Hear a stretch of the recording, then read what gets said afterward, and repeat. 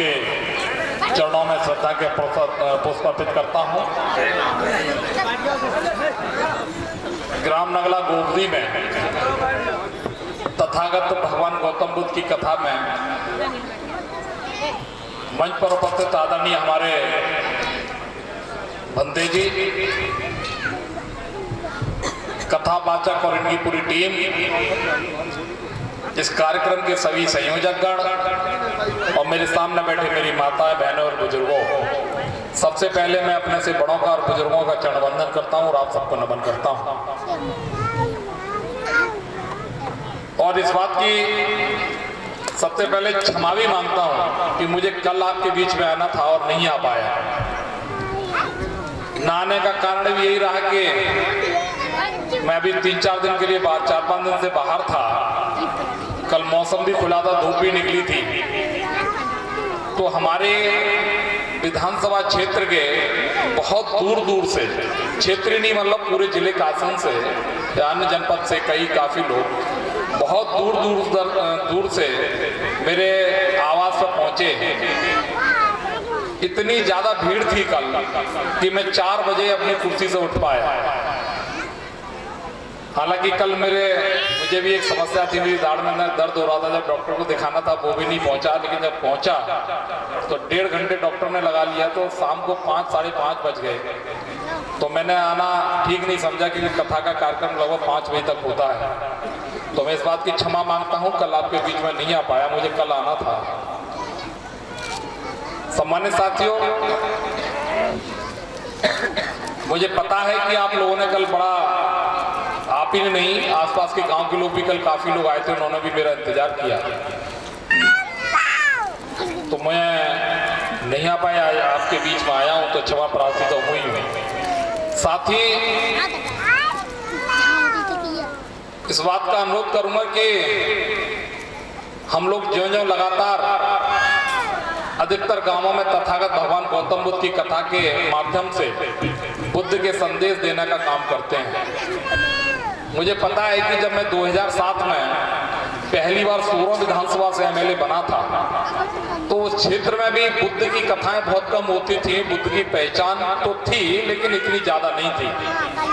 लेकिन 7 के बाद जब मैं विधायक बनने के बाद मैंने निरंतर देखा कि हम लोगों में जागृति हुई और कथा का कार्यक्रम हर गांव में होने लगा और बुद्ध के संदेश गांव-गांव तक हम लोग पहुंचाने लगे।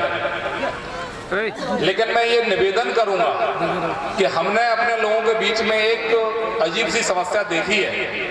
भगवान गौतम बुद्ध केवल शाक्यों के ही नहीं है। हम लोग अपनी मुट्ठी मान के रख लेते हैं कि गौतम बुद्ध हमारे ही हैं। विश्व के बहुत से बड़े बड़े देशों में भगवान गौतम बुद्ध का ही लोग मतलब बुद्ध का ही अध्ययन करते हैं। वो देश केवल बुद्ध के ही नाम पे चलते हैं। तो वहां पे ऐसा नहीं है कि हमारे ही अपने लोग हो। भगवान बुद्ध के संदेश हमको जन जन तक पहुंचाने हैं, अपने में ही समेट के नहीं रखना, जैसे कि हम लोग अपने में ही समेट के रख लेते हैं। ऐसा नहीं है, बुद्ध हमारे नहीं, बुद्ध सभी के ही हैं। तो हम लोगों को सबको बुद्ध के संदेश पहुंचाने का काम करना है, बुद्ध के संदेश अच्छाई देने का काम करते हैं। कथावाचक अपनी टीम के माध्यम से भगवान गौतम बुद्ध को संदेश देते हैं आपको, लेकिन हमारे लोग अगर ईमानदारी से पूछा जाए तो इनके ढोल और मजीरे का आनंद तो लेते हैं, लेकिन बुद्ध के संदेश अपने जहन में उतारने का काम नहीं करते। गलत कह रहा हूं तो मुझे बता दो। केवल ढोल मजीरे का आनंद लिया, ढोलक का आनंद लिया, बड़ा खुश हुए, चले गए। असल में जो बुद्ध के संदेश है, बुद्ध की जो भावनाएं हैं, वो अगर हमने अपने मन में उतारी हो तो बात करी। मैं जानता हूँ शायद कोई भी नहीं उतारता, लेकिन जब राजनीतिक तौर पर बात आती है तो हम लोग फ्रंट पकड़े होकर लड़ने का तो काम कर देते हैं। लेकिन बुद्ध की परिभाषा हमको किसी को नहीं पता है कि हम बुद्ध के बारे में क्या सोचना चाहिए, बुद्ध के क्या दर्शन है, क्या ज्ञान है। बहुत से लोग ऐसे बैठे होंगे, जो माताएं बहनें बैठी हैं, कई समस्याओं से पीड़ित रहती हैं। बुद्ध ये संदेश देते हैं कि हम अपने अंदर अच्छे विचार पैदा करें, हम शिक्षा में उन्नति पैदा करें, शिक्षा में जागृति पैदा करें, हम अपने परिवार में बच्चों को पढ़ाने लिखाने का काम करें। बुद्ध ये संदेश देते हैं कि हम जुआ शराब सेवन से दूर रहें, परिवार की समृद्धि, परिवार के अंदर समृद्धि पैदा करें, परिवार को आगे बढ़ाने का काम करें। लेकिन शायद मैं जानता हूं इस बात पर कोई ध्यान भी नहीं देता होगा। बहुत से भाई हमारे ऐसे होंगे, यही नहीं अन्य जगह मैं उन्हें समझाता हूं कि हम लोग बुराइयों को अपने घर से लाएं और इस मंच पर छोड़ करके जाएं, अच्छाई अपने घर के अंदर लेकर के जाएं, जुआ शराब सेवन से बचें। शाम को अगर परिवार का एक सदस्य अगर शराब पी करके घर में जाता है तो स्वयं तो बर्बादी करता ही करता है, लेकिन उस महिला से पूछो, जब वो महिला घर में होती है, उन बच्चों से पूछो कि बच्चों पे क्या उसकी दशा और दशा पड़ती होगी। महिला बहुत अगर परेशान होती है, ना इधर की रहती ना उधर की रहती, मैं जानता हूँ वो घर और वो परिवार जो है बर्बादी के रास्ते पर चलने का काम करता है। और जिस घर में शिक्षा होती है उस घर की दीवार बता देती है कि इस घर में शिक्षित लोग रहते हैं। गलत तो नहीं कह रहा? अगर गलत कह रहा हूं तो मुझे बता दें। सरकार आज की तारीख में बहुत सी तमाम तरह की गरीबों को योजनाएं देने का काम करती है। मैं जानता हूं अगर हम लोग अगर ईमानदारी से योजनाओं का लाभ लेने लगे तो कोई गरीब नहीं रहेगा। हम शिक्षा का अध्ययन अगर सरकार की योजना कोई लाभ लेकर के शिक्षा प्राप्त करने लगे तो कोई परिवार में बच्चा अशिक्षित नहीं रहेगा। आजकल सोशल मीडिया का जमाना है, फेसबुक और तमाम लोग दिन भर मोबाइल देखते हैं। लोग उल्टी सीधी चीजें देखने में तो बड़ा प्रसन्न हो जाते हैं, लेकिन अच्छी चीज की तरफ ध्यान नहीं देते। उसमें ये भी मोबाइल में हर तरह की चीज आती है, लेकिन खाम खा की चीजें देखने का तो काम करते हैं, लेकिन उसमें एक चीज ये भी आती है कि मोची जो जूता साफ करता है उसका बच्चा आईएएस बन गया, रिक्शा चालक और मजदूर का बेटा आईपीएस बन गया। ये भी बातें आती हैं, लेकिन उस पर कोई ध्यान नहीं देगा। लेकिन जो उसमें गंदगी होगी उस पर हम पहले ध्यान देने का काम करेंगे। अगर हम गलत कर रहे हैं तो मुझे बता दें। तो मेरा मतलब केवल इतना है कि हम लोग बुराइयां त्याग करके अच्छाइयों की तरफ बढ़ें, जुआ शराब सेवन से बचें, घर में शिक्षा का प्रवेश करें। हर गांव में विद्यालय है और जो बच्चे इन विद्यालयों में पढ़ते हैं वही बहुत बड़ी बड़ी नौकरियां पाते हैं। सम्मानित साथियों, राजनीति भी बहुत जरूरी है। मैं जानता हूं यहाँ पटियाली विधानसभा में शायद आपके परिवार से तो मैं पहली बार कोई एमएलए बना होगा यहाँ पे, लेकिन कभी कभी ऐसा होता है कि हम लोग इतना ज्ञान प्राप्त कर लेते हैं कि अपनी कुल्हाड़ी अपनी ही जड़ पे मारने का काम कर देते हैं।